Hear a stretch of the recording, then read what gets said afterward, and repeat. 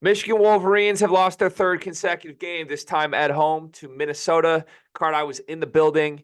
If you haven't seen it on Sleepers Media channel and or not the channel, sorry, on Sleepers Media Twitter and also my own personal Twitter at GWZ12, I tried to put up a lot of documentation of what I saw last night. I didn't really go into the game thinking I'd go like reporter mode.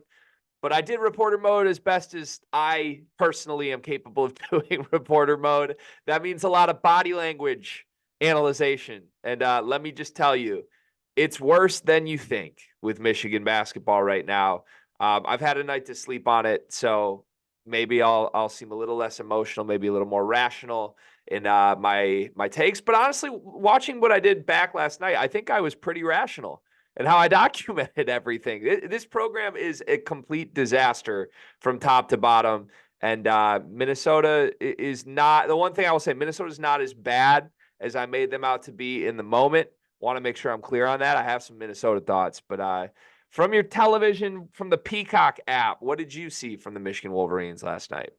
A dead basketball program, like, Yeah. like straight up. It's a dead basketball program, and you and I were texting periodically throughout the game, and you were giving me your body language PhD updates. And the thing about it is you could kind of feel that watching the game. Like you notice those little things, little nuances and things like that. And then having you there to actually feel the energy in the building and what it felt like just confirmed what it looked like on TV. It was just another classic Michigan game this season. They find themselves with a lead going into the second half. They come out and I think get like a 6 or 7 point lead, like pretty early on in the second half as well. And then you text me and you go, just so you know, Minnesota is winning this basketball game. And lo and behold, what do you know? The same old Michigan dance happens. There's a lot of weird decisions made by both players and coaches. The weirdest one in my eyes that you pointed out and that came to me quite clearly is that Terrace Reed clearly turns his ankle very badly. And on a possession where you need a stop, you put him back in. He gets cooked off the dribble and off to Pharrell Payne, or I think Joseph, for an easy dunk to put them up. And the game ends with a Doug McDaniel very tough floater over a big man that misses. He is, obviously down in the dumps about it. He sits there, no one consoles him. It feels like there's some, I think the term used is some finality to it. So yeah, it's just, I'm not saying it's rock bottom because I just think like the program's it just needs a reset. It's just dead. Um, and I think a lot of changes need to be made, and I don't know when those changes are going to be made exactly. Yeah, that's sort of the bad taste in your mouth from seeing it in person that hangs over it is like there's not a really strong sense that this is for sure going to happen. Like, I think Louisville basketball right now has honestly many of the same problems that Michigan has, but I think everyone, including Kenny Payne, knows Kenny Payne's not the coach next year. A massive element of the uncertainty of Michigan basketball right now is that nobody knows if Jawan will be back next year. He might be back next year. I mean, if I was the decision maker, and I think if anyone who cares about this program was the decision maker, he wouldn't be back next year. But given the way the athletic department has handled things and how much success the football program has right now, the truth is at that school, like he might be back. They might not care. They might just say, you know what, give him another year. Like, and I certainly hope that doesn't happen because they need a hard reset. But, we're going to come on here every time we do a Michigan recap for the rest of the season and have this conversation. It's not going away. The Juwan Howard conversation is not going to right itself this season. And I guess you have a hard decision to make on like, is it possible that it could change a year from now? I personally don't think it is, but Michigan might not care if it doesn't. The more I've let this simmer for 24 hours or so, reminds me a lot of Ohio State last year. And I think I briefly mentioned that in one of my videos last night. But you and I saw Ohio State in person. We obviously latched on quickly to Ohio State around this time, actually, in early January last year, where it was like the metrics like this Ohio State team for some reason. Sports books, the betting lines constantly have Ohio State as like a 5, 6 point favorite. And you and I were just like, we need to auto fade them every single game. This is a team that hates each other. It doesn't matter if they have talent. There's more serious issues going on there. And then we saw it in person. Like we went to Columbus and Michigan State dog walked Ohio State for the whole game. And the vibes, those were the worst vibes I've seen from a team in person. The vibes that I saw in Ann Arbor last night were worse. It was a lot of similarities, just body language wise, from a play to play, from a timeout huddle type thing. Again, I did a whole 7-minute video on some of the specific things I saw last night that disturbed me. But my comparison is like, this is Ohio State last year all over again, but arguably with less talent and arguably with worse issues. Do you think that's a fair comparison? Yeah, I think it is fair because despite what you want to say about my sweet, sweet prince, Bryce Sensabaugh, he was a first round draft pick. And this Michigan team does not have that. And also, this is where I'll push back on I guess the toxicity or the comparison between Ohio State and Michigan last year, Ohio State last year and Michigan this year, because and this is not me saying that I don't see the comparison because I do. But I think what makes Michigan's case worse is two reasons. One, they don't have a first round draft pick. Like Bryce Sensabaugh still did some things for that Ohio State team and actually won them games that you can point to. And then the second part is I think it was more player based with the Ohio State thing. Like it was more maybe a toxic environment, but I don't think at any point any of those players didn't like playing for Holtman or didn't respect Holtman or didn't, rally behind Holtman. It seems that, this Michigan team has checked out on the season and checked out on Juwan too. Like that's part of it. Like they're just checked out. They're even if you don't want to use the term checked out, maybe they're just tired. Like this is a lot for some college kids. Like it's just a lot of like stuff to go through when you just want to hoop. You got your coach doing this. You're losing games. And losing games is the last thing on there. Like that's the cherry on top of the cake right there. On the top of the sundae, actually, because you don't put cherries on top of cake. But like your coach is getting in altercations. Your coach is not getting guys in the transfer portal. Your coach is doing this. Your coach is doing that. And then all of a sudden there's rumors that your point guard might be ineligible. And then on top of that, you're losing games to Long Beach State. And you're losing games at home to McNeese State. And you're losing games at home to Minnesota. So it's just like it's a shitstorm right now, excuse my language, but it's bad. And the thing is, in my eyes, Jawan's going to coach the rest of the season. So where's it going to go from here? I don't think it can get much worse, but it might if you guys like finish last in the Big Ten. Yeah, I mean the season's lost. The season was lost. I would point to the Florida loss, to be honest.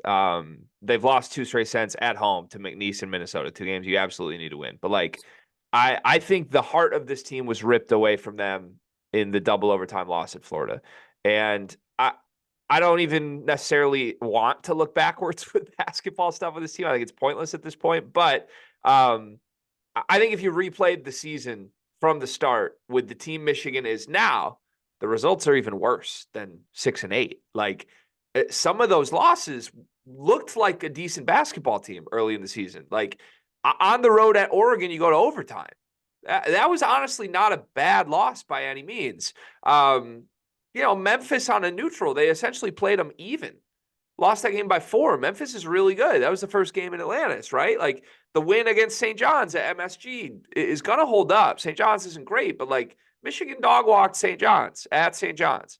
So if you go back and replay those 3 games right now, and the Florida game too that went to double overtime, Michigan's losing all those games by 20.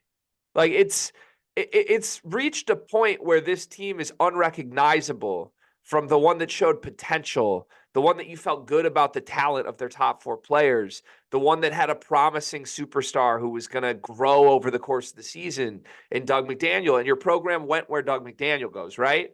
Well, the program is now where it's at because that's where Doug McDaniel went. And that makes me really sad because I love the kid. But I think a disgusting part of the conversation, which I have to acknowledge, I have to acknowledge it, is that Doug is responsible for this.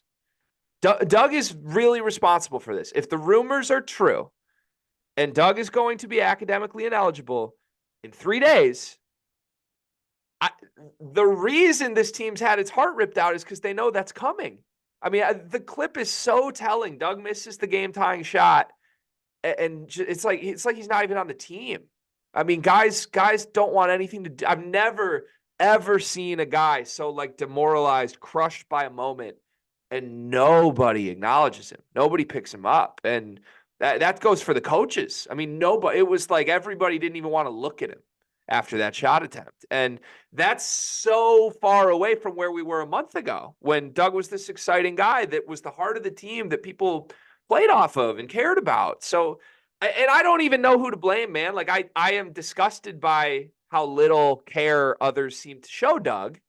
But also, like, if I'm a player on that team, if I'm Olivier Kamwa or Namari Burnett, who left winning programs to come here, and my point guard does what he does, doesn't take care of his business academically to the point that you know it's going to tank the season, like, I'd be pissed too. I wouldn't be able to look at him. So there's obviously a lot here. At a certain point, they just need clarity one way or the other. Like, the most telling thing, Card, is that Doug played 40 minutes last night.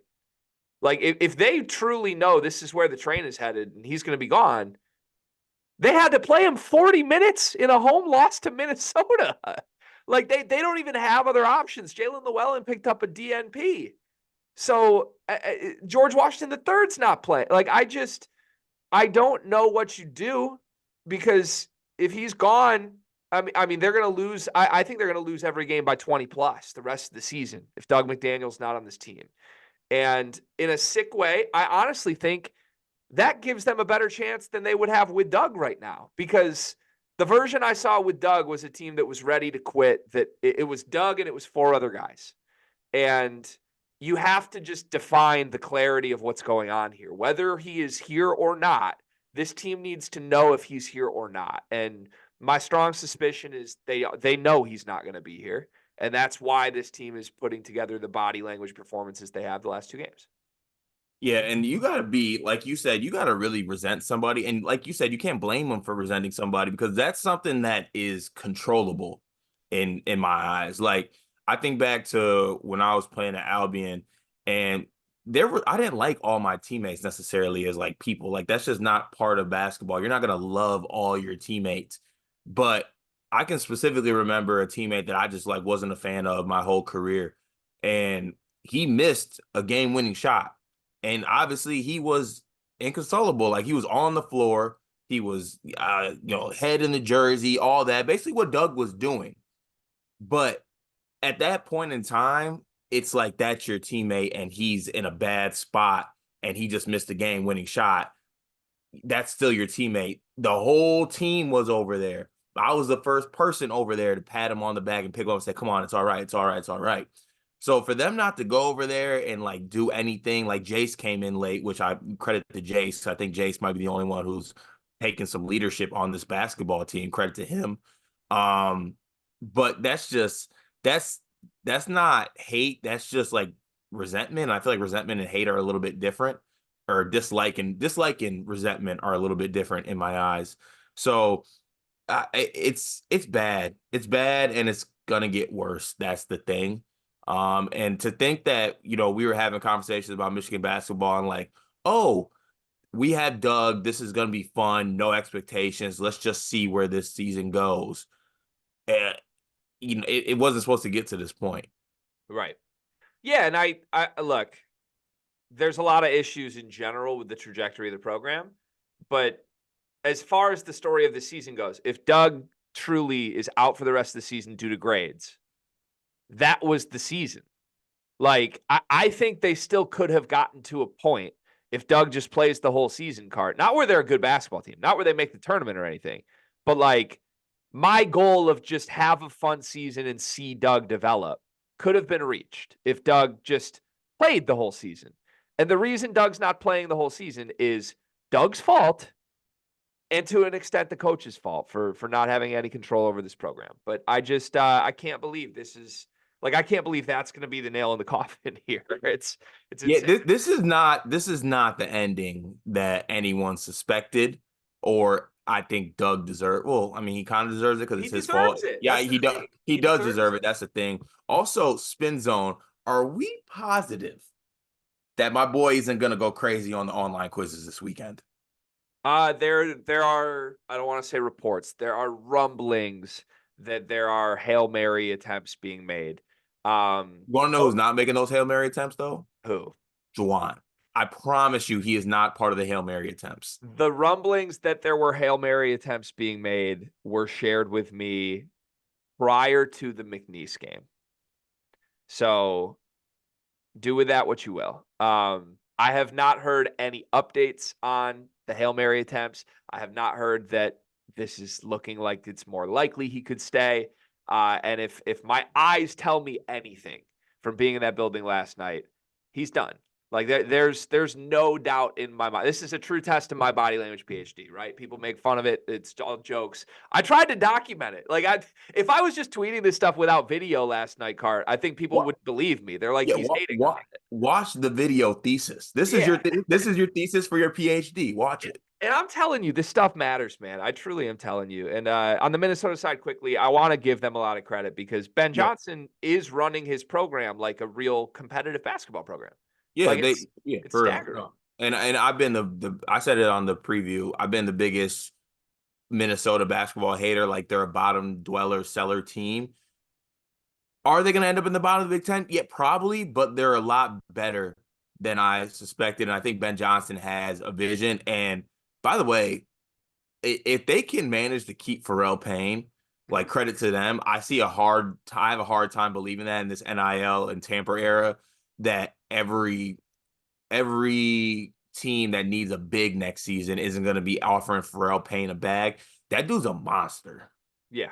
He's what I wish Terrace Reed was. He's really good. So couple bright things for Minnesota. First off, like in the middle of the game, Ben Johnson does a great job. Like you can just see it. The bench is super engaged. Everybody's talking. Now Chrysler Center is so quiet that you can hear everything. Bro, But it was so quiet on the TV. It was yeah. ridiculous. And look, the students weren't there. I don't think the students being there would have made much of a difference, quite frankly. But the students weren't there. It's the alumni game. All the alumni care about this week is the college football national championship, right?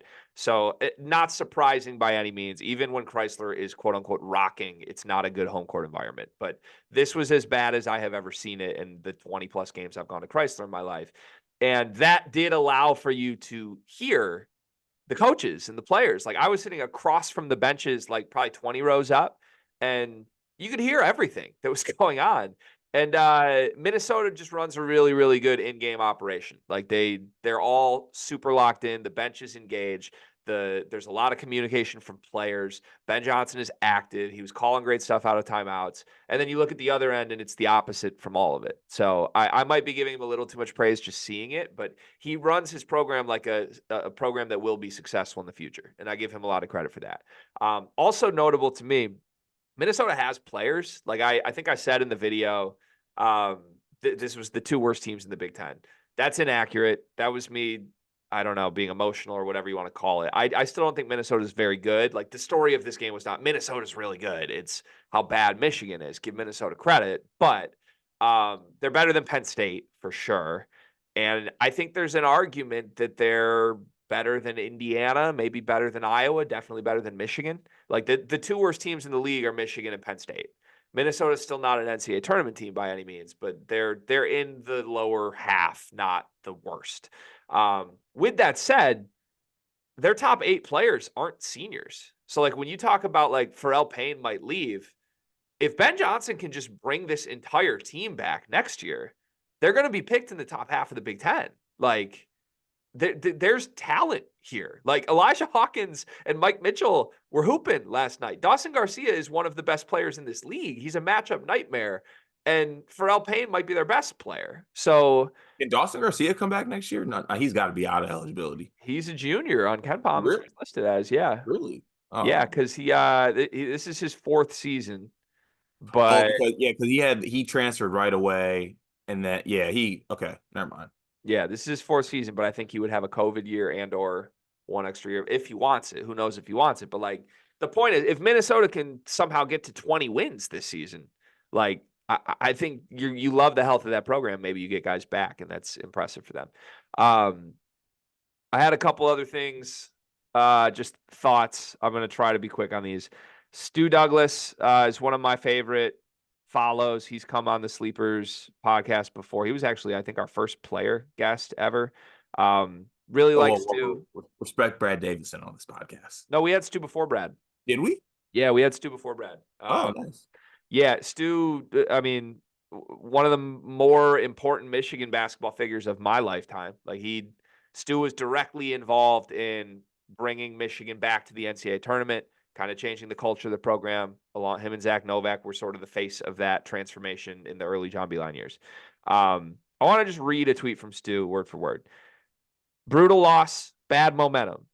Been there and it's not fun. I can't speak for this team, but you just feel lost. Doug's reaction after missing the tying shot says it all. Sometimes you just want to stare at the floor and not think.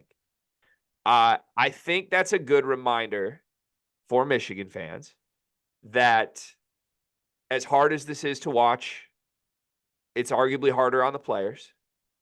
Nobody wants this to be the situation. It is what it is. It's going to get worse. I feel for Kamwa. I feel for Burnett, and to an extent, I feel for Doug. But like going back to Stu was a part of this exact season. Like he was literally his sophomore year. Him and Zach Novak, they had some expectations because they showed flashes the year before. And Manny Harris was a junior. Deshaun Sims was a senior. That team won 11 games, I think, on the season. By the end of Big Ten play, they were a disaster. And just from watching outside of it, it was like there were questions on Beilein's program. There were questions on, do these guys hate each other? What is happening? And you don't have to look too far to realize like Manny Harris and Deshaun Sims, who now own a business together, I think had some different motivations than the rest of the guys on that team. Right? Manny thought he was an NBA guy. They came back for an extra year when he had flirted with the NBA the year before. It was just a disaster chemistry-wise. So it's important for me to hear that from Stu, a guy who has been through it, because when I look back on Stu's career, I barely even remember that season because of what he then did the 2 years after. And I'm not saying it's going to happen. Look, I'm advocating. I hope they make a change with Juwan. I hope they make it immediately. And if they do make a change with Juwan, I think there might still be a chance that there is at least someone on this roster who could help be the face of the positive turnaround. And I don't know who it would be because I don't love any of these players individually. But that, like, if I'm looking for one reason to maybe care about Michigan basketball the rest of the season, that tweet from Stu is a good reminder that, like, you know, maybe there's the next Stu Douglas somewhere on this roster. And as bad as this looks right now, somebody that goes through this horrible season can help be a positive change in the next two to 3 years. And I would certainly love for that to be Doug or Terrace. It's probably not going to be. I would love, even if it's George Washington III, if it's fucking Will Cheddar, I don't care. But like, give me somebody. That's what I want to see, is just some positive signs of growth individually for someone who could help get this program back on track next season or beyond. I see the vision. There's a 0% chance of that happening though, because it's just way different. It's just way different. Like I guarantee in that tough time during that tough season, like they never wavered on Beilein though. From hearing stuff Stu has said in the past, I don't know. Really? You think? We'd have to ask him. It might be a good time to get Stu back on the show, but Stu believed in Beilein, of course, from a basketball sense. I don't think Stu was like the most blindly pro Beilein, like I buy into the shtick guy. But I don't know. That season was Manny and Deshaun Sims checked out, and everybody else was like, "What do we do?" And this year's team is, well, Doug's ineligible, so everybody else is like, "What do we do?" I don't know, man. It's crazy. I'm sorry about laughing at this situation, but it is truly mind-boggling to me that you let yourself get ineligible. I'm sorry. That's why I said when we first addressed the rumor, I apologize if there's something else going on, because you never know what's going on in a young man's life where maybe school is the last priority. But just surface level, like, Jesus, how are you not eligible? Yeah. Yeah, it's horrible. Like I said, I think Doug owns a lot more than this than I was admitting before seeing it in person. I had some text from somebody I want to read. I'm going to keep the person's name privately, but I shared these with you last night. And just going to read them because I find it fascinating. I have a friend personally who I chat with time to time, who is family friends with the family of a player on Michigan's bench. I'll leave it at that. But he gets very, he talks to the player directly. He talks to the player's family directly. Anything he hears from that is like direct source of what's going on. I texted him last night and said, so I'm at a game in person for the first time this year. Wanted to check on your guy because he just seems sad. Like from watching him from the outside, he looked very disconnected from parts of the game. And what I got back was essentially confirmation that this player does not like where he's at. Some confirmation that Juwan basically convinced this kid he was going to have a larger role than he did. Maybe cost him some opportunities in the offseason. The notable text I want to read says this. He said it's toxic at practice. Everyone just talks back to Juwan. Doug doesn't even care he's about to be ineligible because now he can focus on the draft. That's a secondhand source from someone who talks to a player and the family of the player who's on the bench of this team. Bro, you focus on the wrong draft. Turn in your rough draft, Doug. Come on, baby. Do we draft? Hold on. Draft. Wasn't the great part about Doug is that he's 5'5" and that he's not going anywhere? My guy, you're 5'11", 175, and you can't even get a D- in Algebra 2. What team is drafting you? I'm like, I am your biggest fan on Earth, Nasir. What planet are you on? Do you think the demand for a 5'3" guard on a 6-8 team who's not going to play the final 3 months of the season is massive? Like, people want Marquise Noel, but stupid? That's what the NBA wants? Like, I don't understand. I don't understand what is going through your head. Anyways, take that for what it's worth. That's from within the walls, man. Like, that's what's going on in this program right now. And then final thing, just a little allegory from me here, a little metaphor for you, Cart, to end this. Have you ever had to put a dog down? Yeah, terrible. It's really bad, right? It's Yeah. one of the worst things you have to do, I think, in this human experience that we all share. Mhm. I had to do it once with my childhood family dog, Jake, who great dog. But yeah, I'll never forget that night. Like they were going to do it at my parents' house and bring the doctors over and all that. And I got to like say goodbye. It was sad. That's what needs to happen here. Like, so Jawan is our dog. And Jawan needs to be put down. And everybody knows it. And it's one of those things where like your dog's like 13 years old now and he's limping around and he's not the same dog. He can't go on walks anymore. And just everybody in the room knows it, but mom and dad don't want to say it. Everybody's kind of looking at each other like, come here, come on, Bingo. Like one more picture for the fan. Bingo can barely get to the picture. Like that's what's going on here.